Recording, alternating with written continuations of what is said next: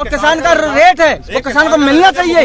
हमको जो बोलता है किसान चाय बेचने वाला मोदी अगर प्रधानमंत्री बन सकता है तो कुछ नहीं बन सकता, तो क्या किसान जींस नहीं पहन सकता? तो समर्थन मूल्य जो है MSP का जो है मूल वो मिलना चाहिए, कपड़ों से मतलब नहीं है। हम किसान हैं, किसान रहेंगे। मध्य प्रदेश से हूँ और मैं किसान हूँ, न मैं खालिस्तानी हूँ, न मैं पाकिस्तानी हूँ, न चाइनीज हूँ, मैं किसान हूँ। हेलो फ्रेंड्स, मैं मोहम्मद ज़करिया खान और आप देख रहे हैं tribune-hindi.com। जैसे कि आप जानते हैं कि देश के अलग अलग हिस्सों में आज गणतंत्र दिवस का जश्न मनाया जा रहा है।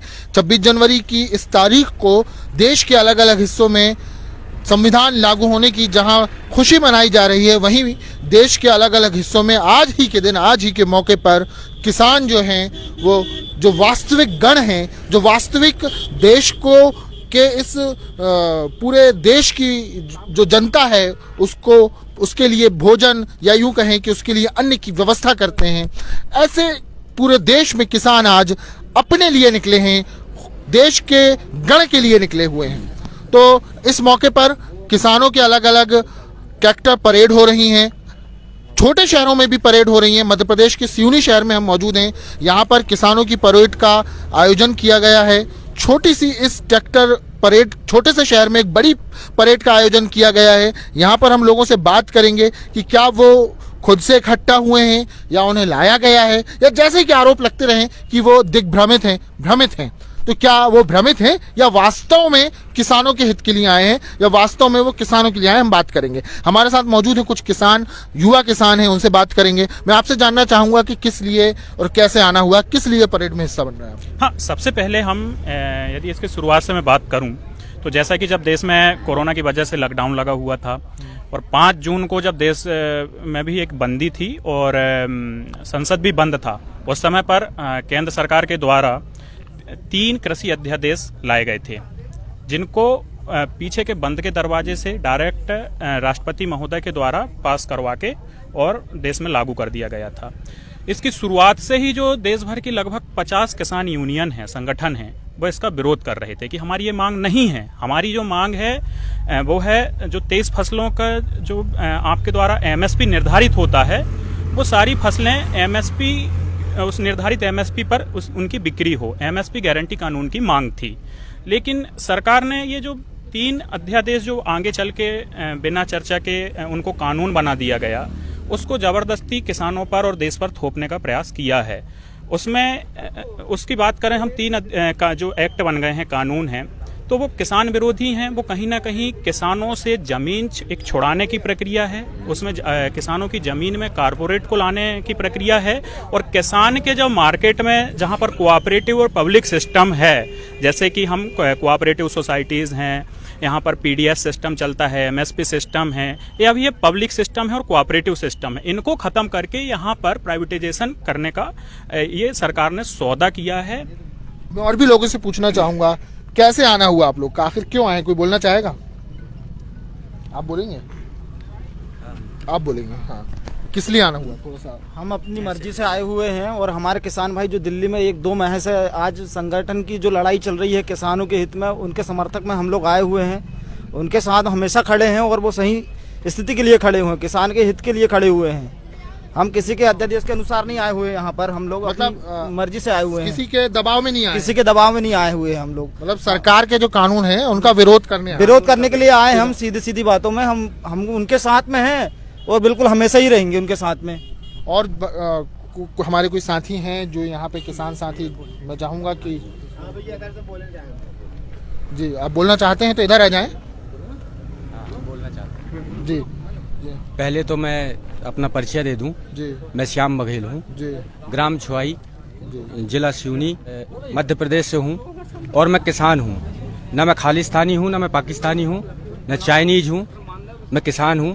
और मेरी पीड़ा ये है कि ये जो कानून आए हैं, ये कानून को वापस लिया जाए और MSP गारंटी पे कानून बनाया जाए और निर्धारित रेट जो MSP में हो रहेगा उसके अनुसार व्यापारी लोग खरीदें और उसका पालन भी करें। और अगर नहीं होता है, अगर MSP रेट से अगर कम खरीदी हो रही है तो भाई उस पर कार्रवाई करी जाए और तुरंत कार्रवाई करी जाए क्या आप क्या मतलब किस चीज की फसल उगाते हैं? फसल मक्का वगैरह चाहे उगाते मैं हैं? कुछ भी उगाऊं भाई, ये तो नहीं, मैं पूछना चाह रहा हूँ मक्का वगैरह की खेती करते हैं? हाँ, मक्का की करता हूँ, गेहूँ करता हूँ, गन्ने की करता हूँ। अच्छा, तो क्या मतलब इस समय क्या मक्के की क्या क्या रेट मिल रहा है? मक्का के रेट तो वही 800 रुपये मिल रहा है।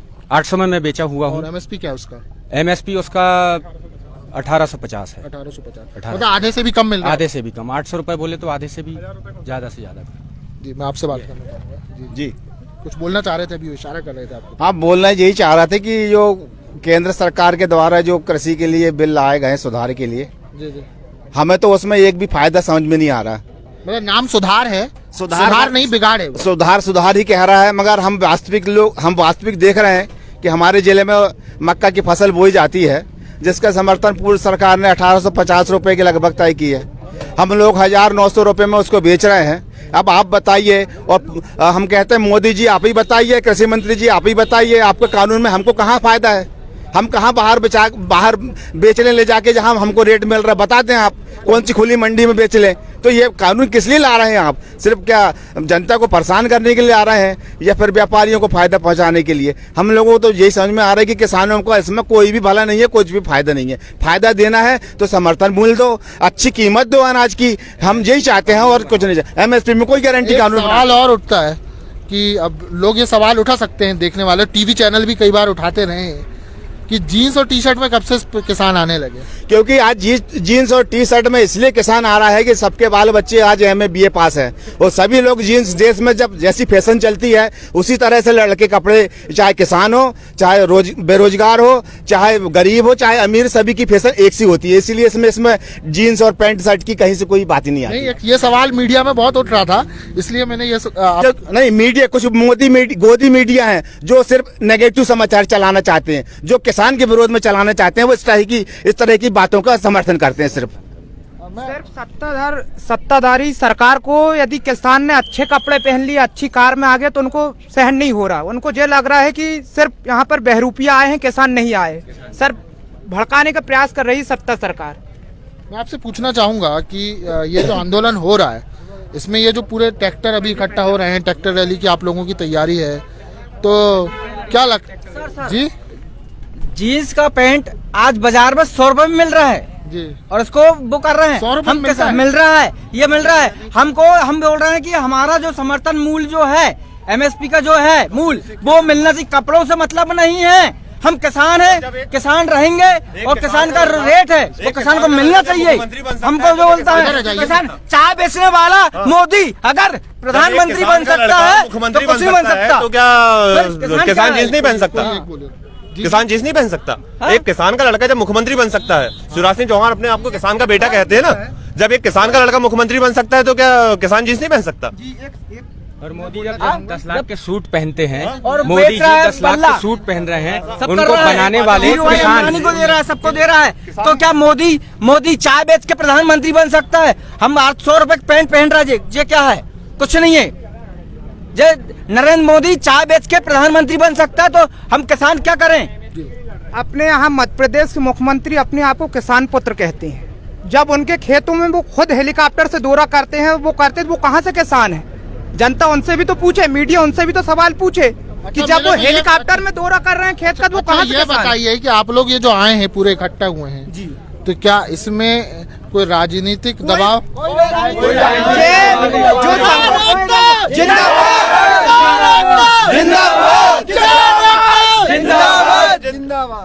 ऐसा तो नहीं कि ऐसा तो नहीं पार्टी किसान मोदी जी की वजह से उठते हैं। ये सब किसान जो इकट्ठा हुए हैं ना, मोदी जी की वजह से इकट्ठा हुए हैं। उन्होंने जो 3 किसान विरोधी कानून, ऐसा तो नहीं कि सरकार का विरोध 70 साल से विरोध में इकट्ठा हुआ है, उनकी वजह से इकट्ठा हुआ है। मैं ये कहना चाह रहा हूँ कि उन्होंने जो 3 किसान विरोधी कानून लेके आए हैं, वो किसान विरोधी कानून अब किसान को समझ में आ गए हैं, इसलिए वो लागू करो। किसान एकदम जिंदाबाद, किसान एकदम जिंदाबाद।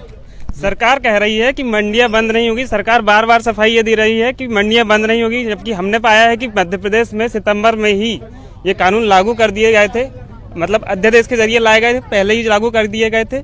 और इसके बाद हुआ ये कि 47 मंडियां आज की डेट में मध्य प्रदेश में बंद हो चुकी है।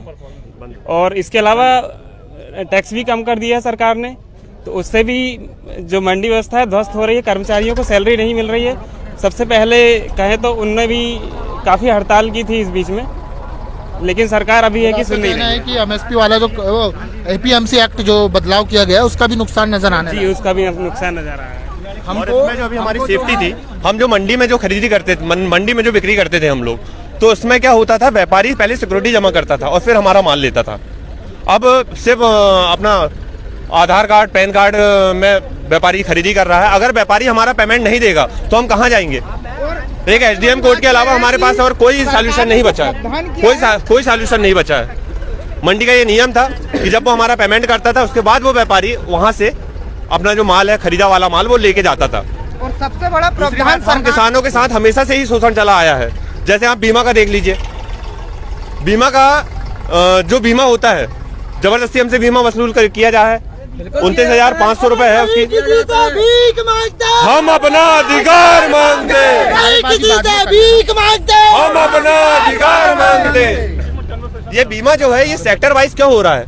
जब पर किसान से बीमा राशि वसूल की जा रही है तो पर किसान को बीमा देना चाहिए, मगर उसमें ऐसा नहीं है। उसमें पूरा हार या गांव का जब नुकसान होता है तब बीमा मिलता है। जब बीमा एक किसान को बीमा, खेत जला जब बीमा मिलेगा कि मतलब पूरा, अगर एक किसान का नुकसान होता है तो उसमें बीमा नहीं दिया जाता। नहीं दिया जाता। बोल रहे थे आप क्या अभी कैसा थोड़ा सा आगे अरे जो बीमा करवा रहे हैं तो मतलब एरिया पूरा सभी का जले, जब एक का बीमा सबका देंगे, मतलब एक का जले तो ना दें। सरल भाषा में समझाने के लिए, आपने जीवन में अगर कोई बीमा कराया होगा, सपोज कार इंश्योरेंस कराते हैं, बाइक इंश्योरेंस कराते हैं, पर्सनल इंश्योरेंस कराते हैं, तो उसमें इकाई प्रति व्यक्ति होती है। मतलब आपका एक्सीडेंट हुआ और जिसके साथ एक्सीडेंट हुआ उन दोनों के बीच में सेटलमेंट होगा, इसको वो नुकसानी में काउंट करते हैं। जब फसल का नुकसान होता है तो वो पूरा हल्का नंबर को काउंट करते हैं कि भैया की गाड़ी का एक्सीडेंट हुआ तो हम नहीं मानेंगे, जब तक सबकी गाड़ी का एक्सीडेंट नहीं होगा तब तक उसको एक्सीडेंट नहीं माना। दूसरा, आपने जिंदगी में कोई भी बीमा कराया हो उसका आपको बकायदा पावती मिलती है, कागज मिलती है, जिसमें आपको पता होता है कि फलाना बीमा कंपनी ने आपका बीमा किया है, इतना क्लेम मिलेगा। किसान को ये नहीं पता होता कि नुकसानी में वो कलेक्टर के पास जाएगा, फलानी बीमा कंपनी के पास जाएगा, कितना नुकसान काउंट होगा, कैसे होगा, कोई कागज नहीं दिया जाता। मतलब किसान के नाम पे इस देश की व्यवस्था साफ साफ बीमा के नाम पे लूटती है।